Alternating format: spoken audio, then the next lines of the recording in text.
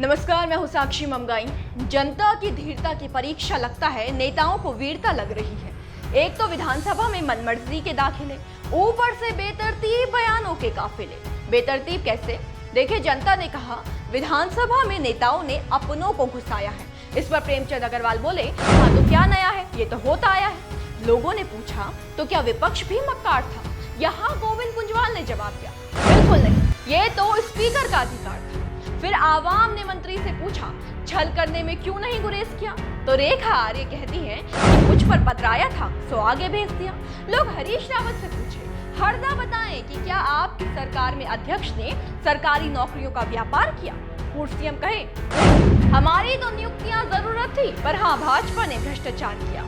कुल मिलाकर बयानों की बाढ़ में या तो भाजपा कांग्रेस एक दूसरे पर दहाड़ रही है या फिर पल्ला झाड़ रही है। ये अलग बात है कि मैं मुनि मेरे शिष्य गुणी के राग के बीच पूर्व मुख्यमंत्री त्रिवेंद्र सिंह रावत ने जरूर निष्पक्षता का पक्ष लिया है। कैसे, ये जानने के लिए आज प्रदेश के 7 नेताओं की प्रतिक्रिया पर बात।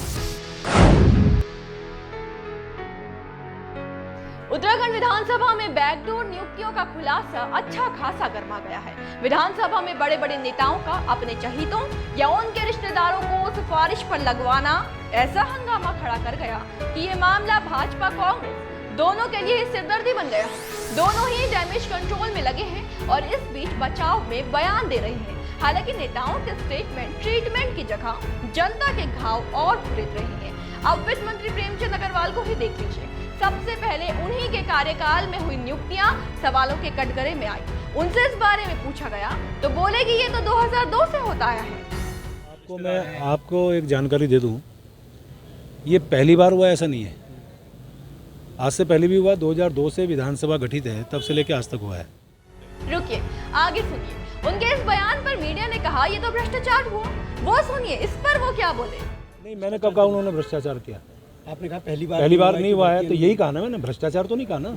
आप अपने मुंह से निकालेंगे शब्दों के भ्रष्टाचार हुआ, भ्रष्टाचार बताइए कौन सा भ्रष्टाचार हुआ? 72 लोगों में नहीं रखा गया ना, कौन सा भ्रष्टाचार है बताइए ना। मंत्रियों के पीआर बिल्कुल रखे गए, बिल्कुल रखे गए। आप बताइए ना कौन सा भ्रष्टाचार से रखे गए वो? ये मैंने कहा ना, नियम अनुसार आप जानकारी लीजिए।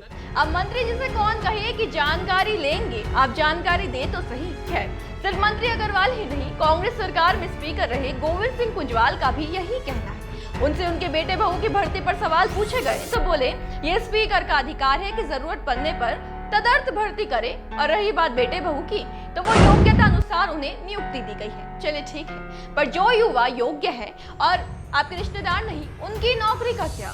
आपको बताएं कि सिर्फ दोनों विधानसभा अध्यक्ष ही नहीं, चौथे विधानसभा में पीआरओ की भर्ती पर कटघरे में आई कैबिनेट मंत्री रेखा आर्य भी इसे अधिकार तो नहीं लेकिन कर्तव्य जरूर बता रही है।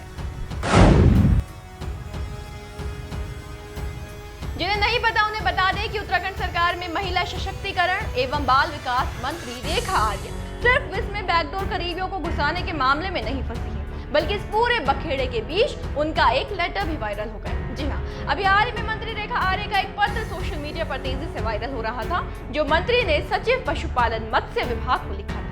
पत्र में 4 लोगों की नौकरी देने के लिए लिखा गया है। मंत्री ने लिखा है कि कृपया निम्नलिखित 4 शिक्षित बेरोजगार व्यक्तियों को विभाग में जहां जहां आवश्यकता हो यथाशीघ्र समायोजित कर दिया जाए। खास बात यह है कि मंत्री के पत्र लिखे जाने के बाद इन 4 लोगों को नौकरी भी लग गई है। मतलब कितनी अजीब बात है कि यहाँ युवा कड़ी मेहनत के बाद भी नौकरी नहीं लग पा रहे और वहाँ कुछ लोग सिर्फ एक पत्र के जरिए सेलेक्ट कर लिए गए। यानी पढ़कर नवाब बनने के दिन गए, सिर्फ लिखकर ही नवाब बना जा सकता है। इस पर मंत्री जी क्या बोली वो और चौंकाने वाला था।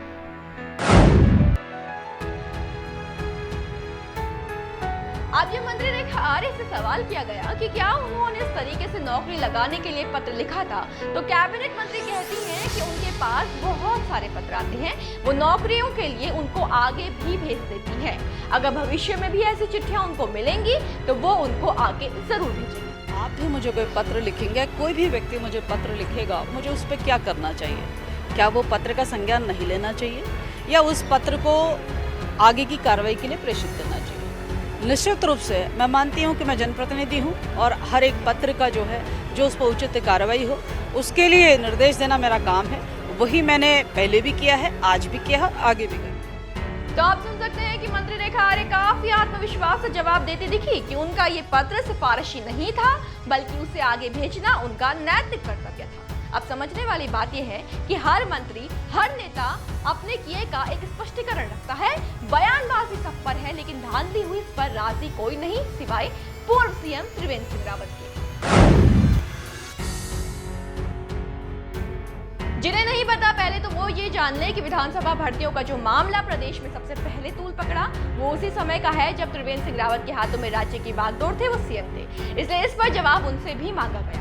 हालांकि उनके हर उत्तर में एक बात स्पष्ट थी कि ना तो पूर्व सीएम ने तब बिना परीक्षा के नियुक्त लोगों की फाइल पर साइन किया था, और ना ही वो ये जानते हैं कि उनके हटने के बाद क्या हुआ।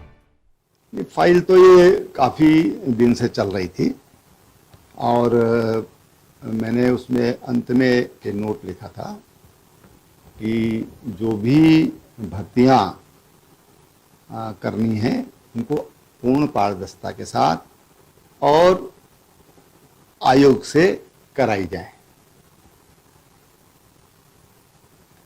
फिर मार्च के महीने में मैं हट गया।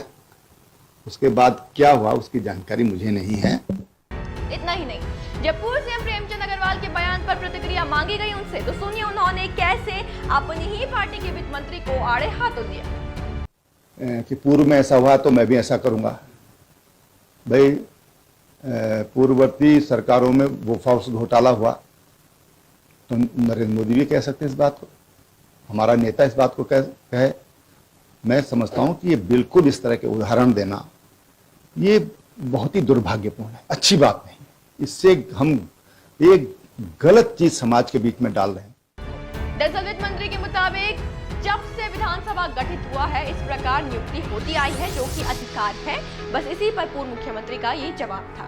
उधर पूर्व सीएम हरीश रावत गोविंद कुंजवाल की नियुक्तियों और प्रेमचंद अग्रवाल की नियुक्तियों को अलग अलग बातें बता रहे हैं। उनके मुताबिक तो कुंजवाल के समय नियुक्ति जरूरत की वजह से हुई, जबकि भाजपा में बिना प्रक्रिया और जरूरत के। अब किसकी बात सही है, किसकी गलत है, इसके जवाब के लिए वर्तमान विधानसभा अध्यक्ष रितु खंडूड़ी भूषण के देश लौटने का इंतजार करना होगा, जिनसे सीएम धामी ने जांच करवाने का अनुरोध किया है। उन्हीं की ओर इस समय प्रदेश की नजर टिक गई है। जो भी मामले में उनका टेक होगा आप तक पहुंचाएंगे। आप बस बने रहे देवभूमि इनसाइडर के साथ। आज ही डाउनलोड करें देवभूमि इनसाइडर ऐप।